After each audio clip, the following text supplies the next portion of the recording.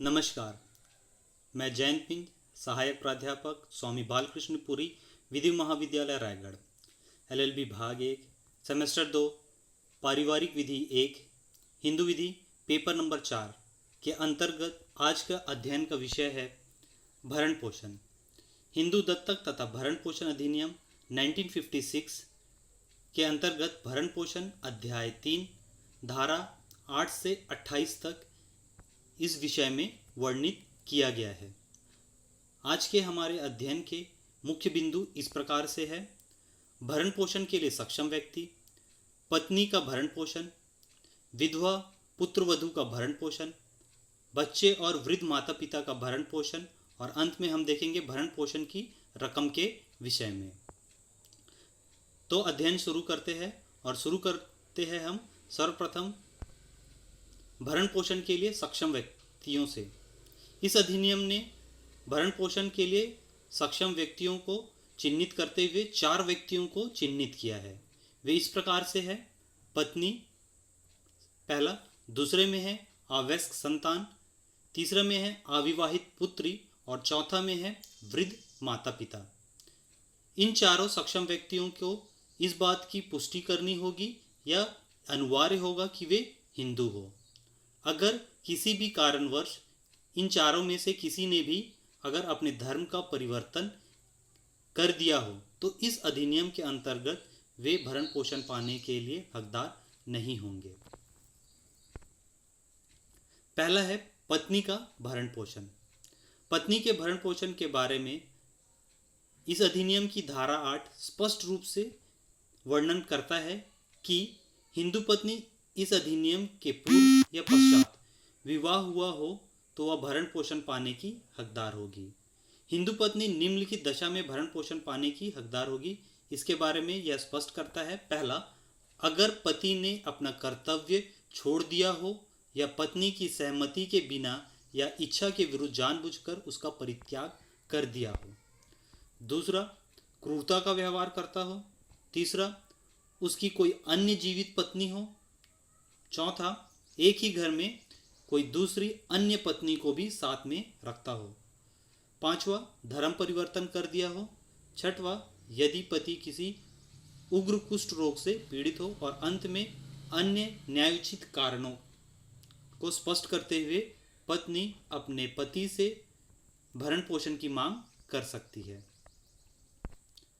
अगला हम देखेंगे कि पत्नी कब भरण पोषण लेने के लिए हकदार नहीं होगी। निम्नलिखित परिस्थितियों में पत्नी भरण पोषण लेने के लिए अपने पति से हकदार नहीं होगी। पहला, यदि पत्नी ने अपना धर्म परिवर्तन कर दिया हो।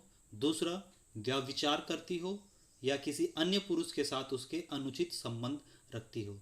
इन 2 दशाओं में पत्नी अपने पति से भरण पोषण लेने की हकदार नहीं होगी और पति का कोई कर्तव्य नहीं बनता होगा इन दशाओं में कि वो अपनी पत्नी को भरण पोषण प्रदान करे।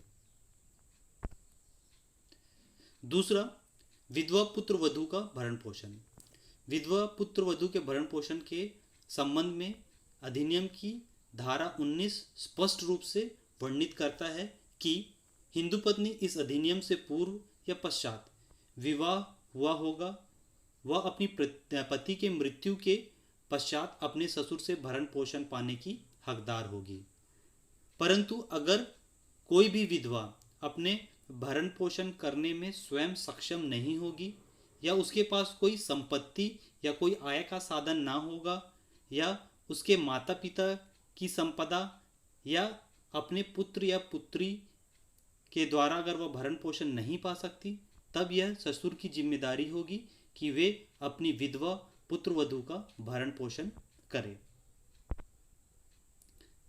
तीसरा, बच्चे और वृद्ध माता पिता के भरण पोषण के विषय में धारा 20 बच्चे